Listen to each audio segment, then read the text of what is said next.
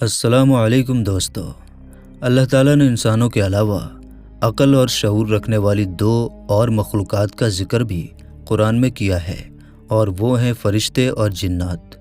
फ़रिश्तों में कोई जिन्स नहीं होता और वो अपनी मर्ज़ी का इख्तियार भी नहीं रखते, यानी अपनी मर्ज़ी से कुछ नहीं कर सकते। लेकिन वहीं जिन्नात और इंसानों का मामला थोड़ा अलग है, क्योंकि ये अपनी ख्वाहिश और मर्ज़ी के मुताबिक फ़ैसले कर सकते हैं। इनमें भी मर्द और औरत यानी मुअन्नस और मुज़क्कर के जिन्स मौजूद हैं, और ये अपनी नस्ल को भी आगे बढ़ाते हैं, और इन्हें भी इंसानों की तरह जोड़े की सूरत में पैदा करके दुनिया में इम्तिहान के लिए भेजा गया। ये भी इंसानों की तरह ख्वाहिश रखते हैं कि चाहे तो किसी बात को मान लें या चाहे तो इनकार कर दें। ये लोग आपस में शादियां भी करते हैं और इनकी औलाद भी होती है। ये आपस में इश्क, मोहब्बत, ज़िनाकारी और फहाशी सब कर सकते हैं, जैसे इंसान दुनिया में करते हैं। कुरान करीम में साफ तौर पर यह बयान होता है कि शैतान ने जब हज़रत आदम अलैहिस्सलाम को सजदा करने से इनकार किया तो वो जिन्नात में से था। इसके बारे में अल्लाह फरमाता है कि इसने अपने परवरदिगार की नाफरमानी की, और क्या फिर भी तुम मुझे छोड़कर इसको और इसकी औलाद को अपना दोस्त बनाते हो, हालांकि वो तुम सबका दुश्मन है। ऐसे जालिमों का क्या ही बुरा बदला है। इन कुरानी आयत के अंदर जहाँ पर जिन्नात के औलाद का जिक्र मौजूद है, तो इसके साथ साथ ये बात भी साफ हो जाती है कि इनकी औलाद होती है।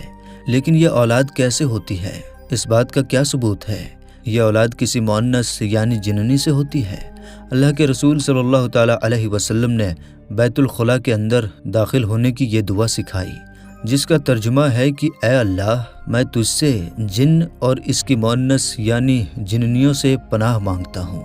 और ये दुआ जिन्नात के जोड़े को कन्फर्म करती है। हालांकि इनकी औलाद की उम्र बहुत लंबी होती है, कई सौ साल तक, और ये इंसानों की तरह कोई खुराक भी नहीं खाते, क्योंकि इनका इंसानों की तरह कोई फिजिकल वजूद नहीं है, बल्कि ये आग के धुएं से बने हैं। जैसे हम इंसान आग की शिद्दत को महसूस कर सकते हैं और इसका असर भी देखते हैं कि वो हमें जलाती है, लेकिन इस आग के आखिर पर मौजूद ये धुआं हमें नज़र नहीं आता, मगर इसका असर हम महसूस कर सकते हैं। और जिन्नात इसी आग के धुएं से बने हैं।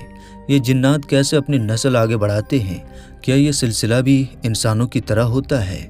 इसके बारे में कोई भी सबूत या हवाला तारीख़ के हवालों के अंदर या मजहबी हवालों के अंदर मौजूद नहीं, सिर्फ किस्से कहानियों में मौजूद हैं, जिसकी सच्चाई के बारे में कुछ भी नहीं कहा जा सकता। लेकिन ये हकीकत है कि जिन्नात के अंदर जिस्मानी अमल होता है, और ये न सिर्फ उनके आपस के अंदर होता है, बल्कि ये ऐसा इंसानों के साथ भी कर सकते हैं, जैसा कि कुरान करीम से साबित है कि कुरान करीम की सूरह रहमान के अंदर अल्लाह पाक फरमाता है कि इन नेमतों के दरमियान नीची निगाहों वाली हूरें होंगी, जिन्हें जन्नती लोगों से पहले न तो किसी इंसान ने हाथ लगाया और न किसी जिन ने।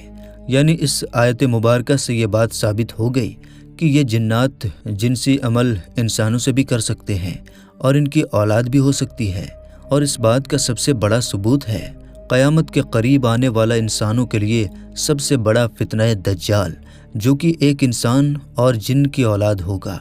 इसकी शक्ल सूरत तो इंसानों जैसी होगी, पर इसकी ताकतें जिन्नातों जैसी होंगी, और वो अपनी शैतानी जिन्नात के कबीले से वफादारी करते हुए इब्लीस के मिशन को आगे बढ़ाकर पूरी इंसानियत को गुमराह करने की कोशिश करेगा। अब दोस्तों, सबसे अहम सवाल ये है कि ये जिन्नात इंसानी जिस्म के अंदर आखिर दाखिल कैसे होते हैं? ये बात तो हम सभी लोग जानते हैं कि जिन्नात इंसानी जिस्म के अंदर दाखिल होकर इंसानों को तकलीफ़ पहुंचा सकते हैं, और शेखुल इस्लाम इमाम इब्न तैमिया के मुताबिक जिन्नात इंसानों के अंदर कभी तो इन पर आशिक होकर दाखिल होते हैं, यानी जिन औरत पर और जिननी किसी मर्द पर, और कई बार इस मिलाप के बाद औलाद भी पैदा होती है। लेकिन उस वक्त ये जिन या जिननी इंसानी शक्ल के अंदर सामने मौजूद होते हैं, क्योंकि ये जिन्नात अपनी शक्ल बदलने और किसी इंसानी या जानवर की शक्ल के अंदर आने का इख्तियार रखते हैं। ये एक ऐसी सच्चाई है जिसे बेशुमार उलमाए कराम ने बयान किया है, और साथ साथ इंसानों के जिन्नात के साथ शादी को हराम भी करार दिया है। और हराम करार देना इस बात का सबूत है कि ऐसा मुमकिन है, वरना अगर ऐसा ना होता तो हराम कहने का मकसद ही क्या था? दूसरी बात यह है कि इस तरह की शादी के रिश्ते के अंदर میاں بیوی والا کوئی بھی سلوک نہیں ہوتا، یعنی وہ انسانوں کی طرح ذمہ داریاں نہیں اٹھا سکتے۔ اس کے علاوہ ان کی اگر اولاد ہوتی ہے تو عورت سماج میں کیا بتائے گی کہ میرا یہ بچہ کسی جن کا ہے؟ آخر کون اس پر یقین کرے گا؟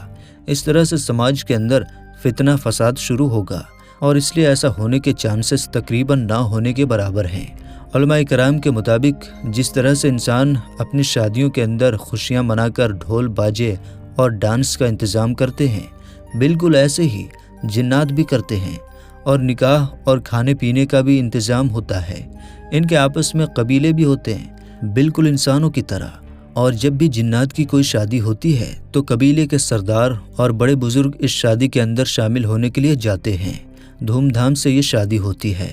جنات اور ان کے بچے ایک جگہ پر گھر بنا کر رہتے ہیں، اور کئی بار انسان کسی وجہ سے انجانے میں اگر ان بچوں کو نقصان پہنچا دے، جیسے کہ گرم پانی کو کسی سوراخ میں ڈالنا یا کسی جگہ پر گندگی ڈالنا، اور اگر انسان انجانے میں ان کے رہنے کی جگہ پر قبضہ کر لیں تو یہ جنات انسانی جسم کے اندر داخل ہو کر اس جسم پر قبضہ کر کے اسے تکلیف پہنچاتے ہیں۔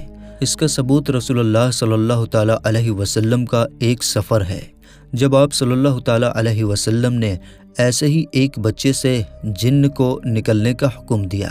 حضرت یاہلی بن مرہ سے مروی ہے کہ میں نے رسول اللہ صلی اللہ تعالیٰ علیہ وسلم کی صحبت کے اندر رہ کر 3 ایسی چیزیں دیکھی ہیں جنہیں مجھ سے پہلے یا بعد میں کسی نے نہیں دیکھا ہوگا۔ ان میں سے ایک یہ ہے کہ ایک دن میں آپ صلی اللہ تعالیٰ علیہ وسلم کے ساتھ سفر کے اندر تھا کہ ہم نے راستے کے اندر دیکھا کہ ایک عورت اپنے بچے کو لے کر بیٹھی ہے، اور رسول اللہ صلی اللہ تعالیٰ علیہ وسلم کو دیکھ کر وہ رونے لگی اور کہنے لگی کہ میرے اس بچے پر جن کا اثر ہے، یہ ہمیں بھی مار کر نقصان پہنچاتا ہے۔ ایک ہی دن کے اندر یہ جن اسے اتنی بار تکلیف دیتا ہے کہ ہم بتا نہیں سکتے۔ آپ صلی اللہ تعالیٰ علیہ وسلم نے اس کا منہ کھول کر 3 مرتبہ فرمایا کہ اللہ کے نام سے شروع کرتا ہوں، میں اللہ کا بندہ ہوں، اللہ کے دشمن جلیل و خوار ہو جا۔ اور یہ بچہ اس عورت کے حوالے کر دیا، اور اس عورت سے فرمایا کہ واپسی تک ہماری اسی جگہ پر انتظار کرنا اور بتانا کہ اس بچے کا کیا حال ہے۔ صحابی فرماتے ہیں کہ ہم وہاں سے چلے گئے، اور اس کے بعد واپسی پر ہمیں وہی عورت ملی جس کے پاس 3 بکریاں تھیں۔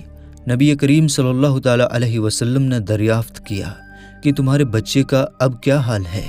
تو اس نے جواب دیا کہ اس ذات کی قسم جس نے آپ کو حق کے ساتھ بھیجا ہے، اس ٹائم کے بعد سے میرا بچہ بالکل ٹھیک ہو گیا، لہٰذا آپ میری طرف سے یہ 3 بکریوں کا تحفہ قبول کریں۔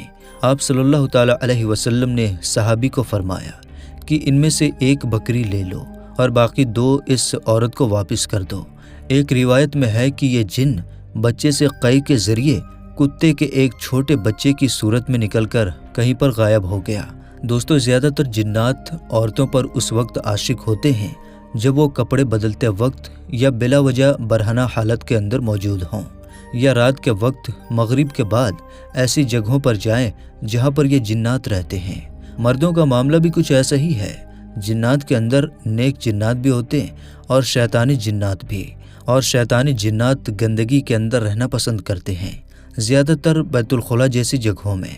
اس لیے رسول اللہ صلی اللہ تعالیٰ علیہ وسلم نے بیت الخلا میں جانے اور بستر پر سونے تک کی دعا امت کو سکھائی ہے، جو یہ ثابت کرتا ہے کہ جنات کی دنیا ہم انسانوں کی دنیا سے الگ مگر ان سے جڑی ہوئی ہے۔ اگر آپ ان سے بچنا چاہتے ہیں تو سنت اذکار پر عمل کریں، نیک اعمال اور خاص طور پر پاک صاف رہ کر ان سے بچ سکتے ہیں۔